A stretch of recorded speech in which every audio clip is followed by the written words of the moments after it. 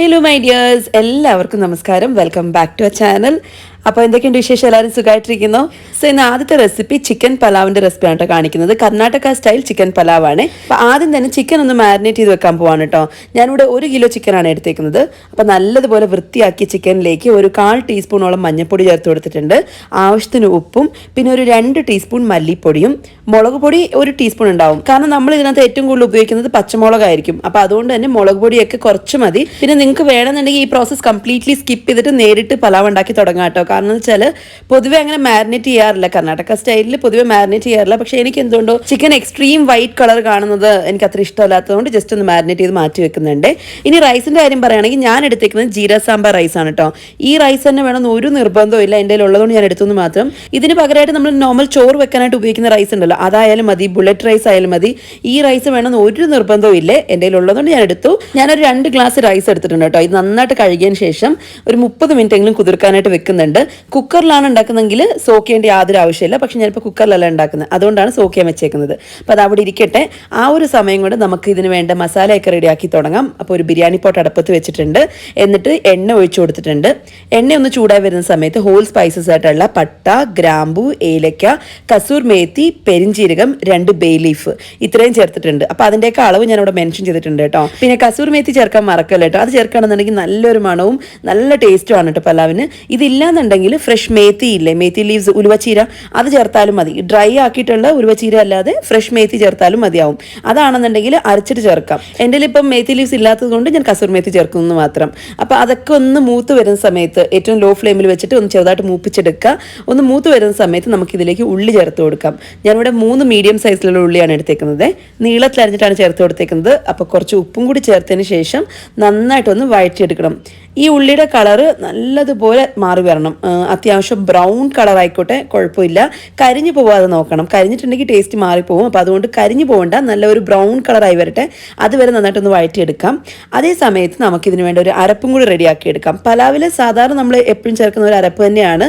അപ്പോൾ ഒരു ജാറിലേക്ക് ഒരു കൈപ്പിടിയോളം മല്ലിയിലയും അതേ അളവിൽ പുതിനയില എടുത്തിട്ടുണ്ട് കേട്ടോ. പിന്നെ ഞാൻ പറഞ്ഞതുപോലെ പച്ചമുളകാണ് ഏറ്റവും കൂടുതൽ ചേർക്കുന്നത്. ഗ്രീൻ കളർ പലാവാണിത്, റെഡ് കളർ അല്ല. അപ്പോൾ അതുകൊണ്ട് തന്നെ പച്ചമുളകിൻ്റെ എണ്ണം നിങ്ങളുടെ എരിവിനനുസരിച്ച് ചേർത്ത് കൊടുക്കാം. ഞാനൊരു 10 തൊട്ട് 12 പച്ചമുളക് ചേർത്ത് കൊടുത്തിട്ടുണ്ടാവും കേട്ടോ. പിന്നെ ഒരു കഷ്ണം ഇഞ്ചിയും ഒരു 10 തൊട്ട് 12 അല്ലി വെളുത്തുള്ളി ചേർത്ത് കൊടുത്തിട്ടുണ്ട്. അത് ഇങ്ങനെ സ്പ്ലിറ്റ് ചെയ്തിട്ടുകൊണ്ടാണ് ഒരുപാട് തോന്നിക്കുന്നത്. അപ്പോൾ അത്രയും ചേർത്ത് കൊടുത്ത് എന്നിട്ട് കുറച്ച് വെള്ളം ഒഴിച്ച് നന്നായിട്ടൊന്ന് അരച്ചെടുത്തിട്ടുണ്ട്. ഈ ഒരു രീതിയിൽ അരച്ചെടുത്തിട്ടുണ്ട്. പിന്നെ നേരത്തെ പറഞ്ഞതുപോലെ പച്ചമുളകിൻ്റെ എരിവൊക്കെ നോക്കിയിട്ട് വേണം ചേർത്ത് കൊടുക്കാനായിട്ട്. കൃത്യമായിട്ട് ഒരു എണ്ണം ഞാൻ പറയുന്നില്ല. അപ്പോൾ നോക്കിയിട്ട് ചേർത്ത് കൊടുക്കുക. അതേപോലെ നിങ്ങളുടെ എരിവിനനുസരിച്ച് ചേർത്ത് കൊടുത്താൽ മതിയേ. ഇത് ചേർക്കേണ്ട മസാലയൊക്കെ റെഡിയാക്കി വരുമ്പോഴത്തേന് ഉള്ളിയൊക്കെ അത്യാവശ്യം കളറൊക്കെ മാറി വന്നിട്ടുണ്ട്. ഇതുപോലെ ആയി കിട്ടിയാൽ മതി. അത്യാവശ്യം ബ്രൗൺ കളറായിട്ടുണ്ട്, എന്നാൽ കരിഞ്ഞു പോയിട്ട് ഒന്നുമില്ല. ഈ സമയത്ത് നമുക്കിതിലേക്ക് നമ്മൾ അരച്ച് വെച്ചേക്കുന്ന മസാല ചേർത്ത് കൊടുക്കാം. ഉള്ളി ഒന്ന് വറുത്ത് വരാൻ വേണ്ടി മാത്രം സമയം എടുക്കും കേട്ടോ. അതല്ലാതെ ബാക്കിയെല്ലാം എളുപ്പമാണ്. സാധാരണ വെജിറ്റബിൾ പലാവിനകത്താണെങ്കിൽ ഉള്ളി ഇത്രത്തോളം നമ്മളങ്ങ് ഫ്രൈ ചെയ്യത്തില്ല. ഒന്ന് ചെറുതായിട്ടൊന്ന് വാടി വരുമ്പോൾ തന്നെ വെജിറ്റബിൾസും കാര്യങ്ങളൊക്കെ ചേർക്കും. പക്ഷേ ചിക്കൻ പലാവിനകത്ത് അത്യാവശ്യം നന്നായിട്ടൊന്ന് ഫ്രൈ ആവുന്നവരെ വെയിറ്റ് ചെയ്യണം. അത് കഴിഞ്ഞിട്ട് ഇത് അരപ്പ് ചേർത്ത് കൊടുത്തല്ലോ. ഇനി ഈ അരപ്പിൻ്റെ പച്ചമണം മാറുന്നവരെ ഒരുപാടങ്ങ് ഞാൻ മാറാനായിട്ട് വഴറ്റി കൊടുക്കാറില്ല. കാരണം എനിക്ക് അതിൻ്റെ ആ ഒരു സ്മെല്ല് ഭയങ്കര ഇഷ്ടമാണ്. അപ്പോൾ അതുകൊണ്ട് ഒരുപാട് നേരം ഇട്ട് വഴറ്റില്ല. എന്നാൽ കുറച്ച് അത്യാവശ്യം വെള്ളമൊക്കെ ഒന്ന് വറ്റി നല്ല ഡ്രൈ ആയി വരുന്നവരെ ഒന്ന് ചൂടാക്കി എടുക്കുക. അത് കഴിഞ്ഞിട്ട് തക്കാളി ചേർത്ത് കൊടുക്കാം. അപ്പം ഞാനിവിടെ 2 തക്കാളിയാണ് എടുത്തേക്കുന്നത്. മീഡിയം സൈസിലുള്ള 2 തക്കാളി എടുത്തിട്ടുണ്ട്. അത് നല്ലതുപോലെ ഒന്ന് അരച്ചതിന് ശേഷമാണ് ചേർത്ത് കൊടുക്കുന്നത്. നിങ്ങൾക്ക് വേണമെങ്കിൽ അതല്ലാതെയും ചേർത്ത് കൊടുക്കാം, കഷ്ണമായിട്ട് തന്നെ ചേർത്ത് കൊടുക്കാം. അരച്ച് ചേർക്കുകയാണെങ്കിൽ പെട്ടെന്നൊന്ന് വെന്ത് കിട്ടിക്കോളുകയും ചെയ്യും. അതേപോലെ ചിക്കൻ പലാവിനകത്ത് തക്കാളി കിട്ടുന്നതിനെക്കാട്ടും നല്ലത് തക്കാളി അരച്ച് ചേർക്കുന്നത് തന്നെയാണ്. അപ്പോൾ തക്കാളി പേസ്റ്റും കൂടി ചേർത്തതിന് ശേഷം എല്ലാം നല്ലതുപോലെ ഇളക്കിയിട്ട് അടച്ച് വെച്ച് ഒന്ന് ചൂടാക്കി എടുക്കണം കേട്ടോ. അതായത് ഇതുപോലെ ഒന്ന് എണ്ണയൊക്കെ തെളിയാൻ തുടങ്ങുമല്ലോ, അതുവരെ ഒന്ന് അടച്ച് വെച്ച് വേവിക്കുക. അപ്പോഴേക്കും തക്കാളിയൊക്കെ നല്ലതുപോലെ വെന്ത് കിട്ടിക്കോളും. വീണ്ടും മസാല അത്യാവശ്യം ഒന്ന് ഡ്രൈ ആയി വരുന്ന സമയത്ത്, അതായത് തക്കാളിയൊക്കെ ഒന്ന് ചെറുതായിട്ട് ഡ്രൈ ആയി വരുന്ന സമയത്ത് നമുക്കിതിലേക്ക് ഗരം മസാലപ്പൊടി ചേർത്ത് കൊടുക്കണം. ഞാനിവിടെ 1 ടീസ്പൂൺ ഗരം മസാലപ്പൊടി ചേർത്ത് കൊടുത്തിട്ടുണ്ട്. എന്നിട്ട് വീണ്ടും ഒരു 30 സെക്കൻഡ് ഒക്കെ ഒന്ന് ചൂടാക്കി എടുക്കുക. ആ ഒരു പൊടിയുടെ പച്ചമണം മാറാൻ വേണ്ടി മാത്രം ഒന്ന് ചൂടാക്കി എടുക്കണേ. അത് കഴിഞ്ഞിട്ട് വേണം നമുക്കിതിലേക്ക് മാരിനേറ്റ് ചെയ്ത് ചിക്കൻ ചേർത്ത് കൊടുക്കാനായിട്ട്. പിന്നെ ഞാൻ യൂസ് ചെയ്യുന്നത് ടെൻഡർ ചിക്കൻ ആണ് കേട്ടോ. അപ്പോൾ അതുകൊണ്ട് പെട്ടെന്ന് വെന്ത് കിട്ടിക്കോളും, അധികം സമയമൊന്നും എടുക്കില്ല. ഇനിയിപ്പോൾ നിങ്ങളുടെ ചിക്കൻ അധികം വേവ് ഉള്ളതാണെങ്കിൽ നമ്മൾ റൈസ് ചേർക്കുന്നതിന് മുമ്പ് തന്നെ ഒരു 50% അങ്ങ് വേവിച്ചെടുക്കണം കേട്ടോ. അത് കഴിഞ്ഞിട്ട് ബാക്കിയുള്ള 50% നമ്മൾ റൈസ് ചേർത്തതിന് ശേഷം ആ ഒരു ചൂടിൽ കടന്ന് വെന്തോളും. ഇതിപ്പോൾ ടെൻഡർ ചിക്കൻ ആയതുകൊണ്ട് അങ്ങനത്തെ ഒരു പ്രശ്നമൊന്നുമില്ല. നമ്മൾ ഫ്രൈ ചെയ്യാനൊക്കെ യൂസ് ചെയ്യുന്ന ടെൻഡർ ചിക്കനാണ്, കാരണം പെട്ടെന്ന് വെന്ത് കിട്ടിക്കോളും. അപ്പോൾ ഞാനിപ്പം ചേർത്തു ചിക്കൻ ചിക്കനൊക്കെ ചേർത്തതിന് ശേഷം എല്ലാം നന്നായിട്ടൊന്ന് ഇളക്കി ആ ഒരു മസാലയൊക്കെ എല്ലാ ചിക്കനിൽ കോട്ടായി കിട്ടുന്ന രീതിയിൽ നന്നായിട്ട് ഇളക്കി എടുത്തിട്ടുണ്ട്. ഇനി ഇത് അടച്ചു വെച്ചൊന്ന് വേവിക്കാൻ പോവാണ് കേട്ടോ.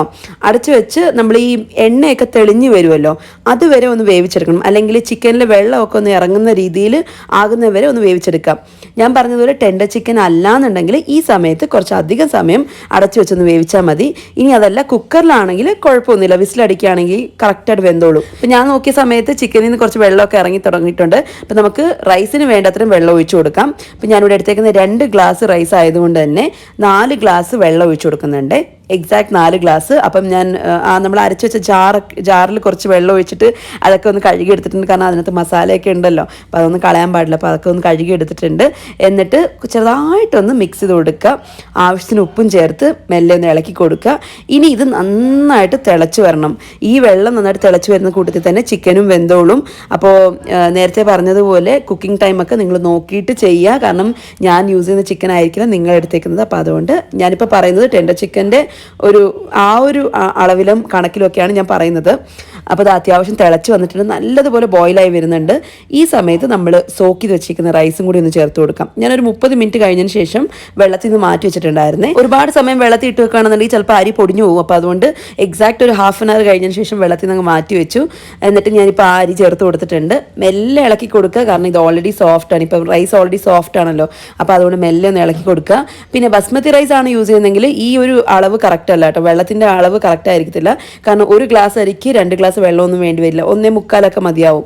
അപ്പോൾ ഇത് ജീരക സാമ്പാർ റൈസ് ആയതുകൊണ്ടാണ് ഇത്രയും ചേർത്ത് കൊടുക്കുന്നത്. എന്നിട്ട് അടച്ചു വെക്കുക. ഇടയ്ക്കിടയ്ക്കോ ഒന്ന് ഇളക്കി കൊടുത്തുകൊണ്ടിരിക്കണം.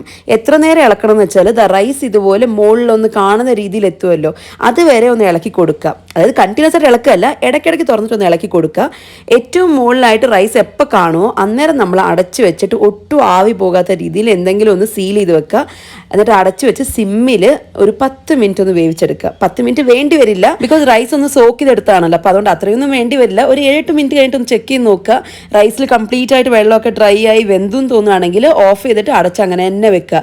ഒരു 10 മിനിറ്റ് ഒക്കെ അങ്ങനെ തന്നെ ഇരുന്നോട്ടെ. ബാക്കിയുള്ളത് ആ ഒരു ചൂടിൽ അങ്ങ് വെന്തോളൂ കേട്ടോ. ഇനി നിങ്ങൾ കുക്കറിലാണ് ചെയ്യുന്നതെങ്കിൽ 2 വിസിൽ അടുപ്പിച്ചെടുത്താൽ മതിയാവും മീഡിയം ഫ്ലെയിമിൽ. നമ്മുടെ ടേസ്റ്റി ആയിട്ടുള്ള ചിക്കൻ പലാവ് റെഡിയാണ്. കർണാടക സ്റ്റൈൽ നല്ല ഗ്രീൻ കളർ ചിക്കൻ പലാവ് റെഡിയാണ് കേട്ടോ. ഈ റൈസിന് തന്നെ ഒരു പ്രത്യേക ടേസ്റ്റാണ് കഴിക്കാൻ. ചിക്കൻ ഒന്നും വേണ്ട, റൈസ് മാത്രം മതിയാവും, അത്രയ്ക്കും ടേസ്റ്റാണ്. അപ്പോൾ നിങ്ങൾ എന്തായാലും ഒരു മസ്റ്റ് ട്രൈ ഐറ്റം എന്ന് ഞാൻ പറയും. ട്രൈ ചെയ്ത് നോക്കൂ, എന്നിട്ട് ഫീഡ്ബാക്ക് അറിയിക്കാൻ മറക്കരുത്. ഇനി അടുത്ത ഒരു റിക്വസ്റ്റഡ് റെസിപ്പിയാണ്. സത്യം പറഞ്ഞാൽ എനിക്ക് പോലും അറിയില്ലായിരുന്നു നമ്മുടെ ചാനലിൽ ഞാൻ ഇതുവരെയായിട്ടും പൊങ്കൽ വീഡിയോ അപ്ലോഡ് ചെയ്തിട്ടില്ല എന്നുള്ളത്. എനിക്ക് ഈ ഇടയ്ക്ക് ദേവി കൃഷ്ണ എന്ന് പറഞ്ഞൊരു ഐഡിയിൽ നിന്ന് കമൻറ്റ് വന്നപ്പോഴാണ് ഞാൻ ശ്രദ്ധിക്കുന്നത്. ശരിയാണ്, നമ്മുടെ ചാനലിൽ ഇതുവരെയായിട്ടും പൊങ്കൽ ഇട്ടിട്ടില്ല. അതും കർണാടക സ്റ്റൈൽ പൊങ്കലൊന്നും ഞാൻ ഇട്ടിട്ടേ ഇല്ല. എന്നാൽ പിന്നെ ഇന്ന് അതന്നെ ആയിക്കോട്ടെ എന്ന് വിചാരിച്ചു. കാരണം ഉണ്ടാക്കാൻ അത്ര എളുപ്പമാണ് കേട്ടോ. ഞാനിവിടെ എടുത്തേക്കുന്നത് 1 ഗ്ലാസ്, ഈ ഒരു ഗ്ലാസ്സിൽ അരി എടുത്തിട്ടുണ്ട്. സാധാരണ നമ്മൾ പച്ചരി ഇല്ലേ, ചോറ് വെക്കുന്ന ഏത് റൈസ് ആയാലും കുഴപ്പമില്ല, അതേ അളവിൽ മൂഗ് ദാൽ എടുക്കുന്നുണ്ട്, ചെറുപയർ പരിപ്പ് എടുക്കുന്നുണ്ട്. രണ്ടും സെയിം അളവിൽ എടുക്കണം, എന്നാലും നല്ല ടേസ്റ്റ് ഉണ്ടാവുള്ളൂ കേട്ടോ. ഇനി നല്ലതുപോലെ 2-3 വെള്ളത്തിലൊന്ന് കഴുകി എടുക്കണേ. അത് കഴിഞ്ഞിട്ട് സോക്ക് ചെയ്യാനൊന്നും വെക്കുന്നില്ല കേട്ടോ, നേരിട്ട് നമ്മൾ ഉണ്ടാക്കാൻ തുടങ്ങാൻ പോവാണ്. കാരണം എന്ന് വെച്ചാൽ ഈ റൈസും ദാലും ഒന്ന് ചൂടാക്കി എടുക്കണം. ജസ്റ്റ് കുറച്ച് നെയ്യിലൊന്ന് ഫ്രൈ ചെയ്തെടുക്കണം. അപ്പം ഞാനിവിടെ ഏത് കുക്കറിലാണോ ഈ റൈസ് വേവിക്കാൻ പോകുന്നത് ആ കുക്കറിലേക്ക് അരിയും പരിപ്പും ഇട്ട് കൊടുത്തിട്ടുണ്ട്. എന്നിട്ട് കുറച്ച് മാത്രം നെയ്യ് ഒഴിച്ചിട്ട് ഇതൊന്ന് ഫ്രൈ ചെയ്തെടുക്കുന്നുണ്ട്. ഒരുപാടിട്ടങ്ങ് ഫ്രൈ ചെയ്യുന്നില്ല, മേ ബി ഒരു 3-4 മിനിറ്റ് ഒന്ന് ചൂടാക്കി എടുക്കുന്നുണ്ട്. ആ വെള്ളമൊക്കെ ഒന്ന് വറ്റി വന്നിട്ട് റൈസും ദാലൊക്കെ ഒന്ന് ഡ്രൈ ആയിട്ട് അതൊന്ന് ഫ്രൈ ആയി കിട്ടുന്ന രീതിയിൽ മാത്രം. ഒരുപാടിട്ട് ഫ്രൈ ചെയ്ത് കഴിഞ്ഞാൽ റൈസൊക്കെ അങ്ങ് പൊടിഞ്ഞു പോകും. അപ്പോൾ അതുകൊണ്ട് ഓവറായിട്ട് ഫ്രൈ ചെയ്യേണ്ട ആവശ്യമില്ല. ഒന്ന് 3-4 മിനിറ്റ് ഒന്ന് ചൂടാക്കി എടുക്കുക. ഇതുപോലെ ആയി കിട്ടിയാൽ മതി.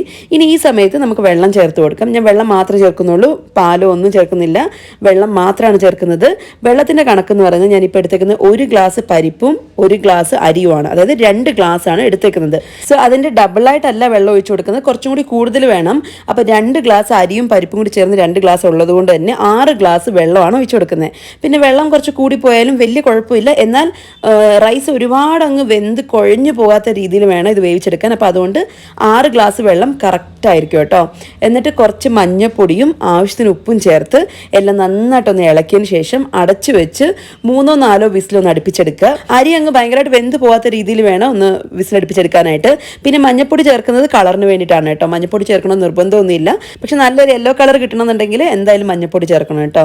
അങ്ങനെ പ്രഷറൊക്കെ പോയി കഴിഞ്ഞ് ഞാൻ തുറന്നു നോക്കുന്ന സമയത്ത് റൈസ് വെന്തിട്ടുണ്ട്, എന്നാൽ ഉടഞ്ഞു പോയിട്ടൊന്നുമില്ല. അപ്പോൾ അതുകൊണ്ട് ഒരു തവി വെച്ച് ജസ്റ്റ് ഒന്ന് ഉടച്ചെടുത്തിട്ടുണ്ട്. നമ്മുടെ പായസം പോലെ ആക്കി എടുക്കേണ്ട ആവശ്യമൊന്നുമില്ല. അത് ഈ രീതിയിൽ റൈസ് ആണെന്ന് തോന്നിക്കുന്ന രീതിയിൽ വേണം ഒന്ന് വേവിച്ചെടുക്കാനായിട്ട്. ഇനി നമുക്ക് ഇതൊന്ന് ലൂസാക്കി എടുക്കണം.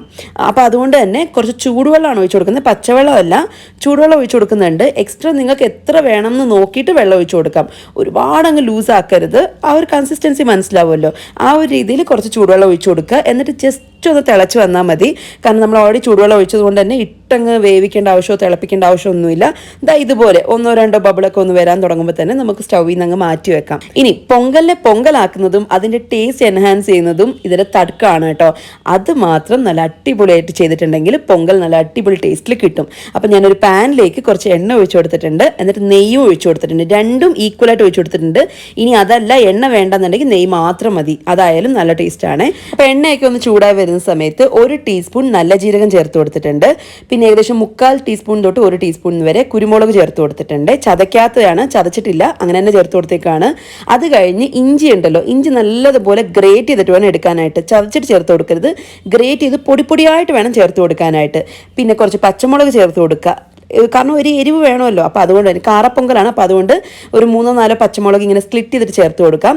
കുറച്ച് കരിവേപ്പിലയും കാഷ്യൂനട്ടും പിന്നെ ഞാനിവിടെ ചേർത്തേക്കുന്നത് തേങ്ങയാണ് കേട്ടോ, തേങ്ങാക്കൊത്ത് അതാണ് ചേർത്ത് കൊടുത്തേക്കുന്നത്. പക്ഷെ ശരിക്കും വേണ്ടത് ഉണക്ക തേങ്ങയാണ് കേട്ടോ, അതായത് കൊപ്രയില്ല, അതാണ് വേണ്ടത്. പക്ഷെ എൻ്റെ കയ്യിൽ അതില്ല, അതുകൊണ്ട് ഞാൻ പച്ചത്തേങ്ങ ചേർത്ത് കൊടുത്തു. അതിങ്ങനെ കട്ട് ചെയ്തിട്ട് തേങ്ങാക്കൊത്തായിട്ടാണ് ചേർത്ത് കൊടുത്തേക്കുന്നത്. എന്നിട്ട് അതെല്ലാം ഒന്ന് ബ്രൗൺ കളർ ആവുന്നതിന് വരെ ഫ്രൈ ചെയ്തെടുക്കുക. ഏറ്റവും ലാസ്റ്റിൽ സ്റ്റൗ അങ്ങ് ഓഫ് ചെയ്തതിന് ശേഷം കുറച്ച് കായപ്പൊടിയും കൂടി ഇട്ട് കൊടുക്കണം. കുറച്ച് മതി കേട്ടോ, ഒരുപാട് വേണ്ട. ആ ഒരു മണത്തിന് വേണ്ടിയിട്ട് കുറച്ച് ചേർത്ത് കൊടുക്കുക. എന്നിട്ട് നമ്മുടെ ഈ തട്ക പൊങ്കലിലേക്ക് ചേർത്ത് കൊടുക്കുക. ഇനിയെല്ലാം നന്നായിട്ടൊന്ന് മിക്സ് ചെയ്തെടുത്ത് കഴിഞ്ഞാൽ നല്ല അടിപൊളിയായിട്ടുള്ള കാറപ്പൊങ്കൽ റെഡിയാണ് കേട്ടോ. ഇത് ചൂടോടെ കഴിക്കാൻ ഭയങ്കര ടേസ്റ്റാണ്. തണുത്താലും കുഴപ്പമില്ല, പക്ഷെ ചൂടോടെ കഴിക്കുന്നതാണ് ഒന്നും കൂടി ടേസ്റ്റ്. ഈ പറഞ്ഞതുപോലെ തന്നെ നിങ്ങളൊന്ന് ഉണ്ടാക്കി നോക്കൂ, ഉറപ്പായിട്ടും ഡിസപ്പോയിൻറ്റഡ് ആവില്ല, അത്രയ്ക്കും ടേസ്റ്റാണ്. അപ്പോൾ ഇന്നത്തെ 2 റെസിപ്പീസും ഇഷ്ടമായെന്ന് വിശ്വസിക്കുന്നു. ഇഷ്ടമായിട്ടുണ്ടെങ്കിൽ നിങ്ങളുടെ ഫ്രണ്ട്സിനൊക്കെ ഒന്ന് ഷെയർ ചെയ്ത് കൊടുക്കാൻ മറക്കല്ലേ. അപ്പോൾ അടുത്തൊരു വീഡിയോ ആയിട്ട് കാണാം. Until then Tata.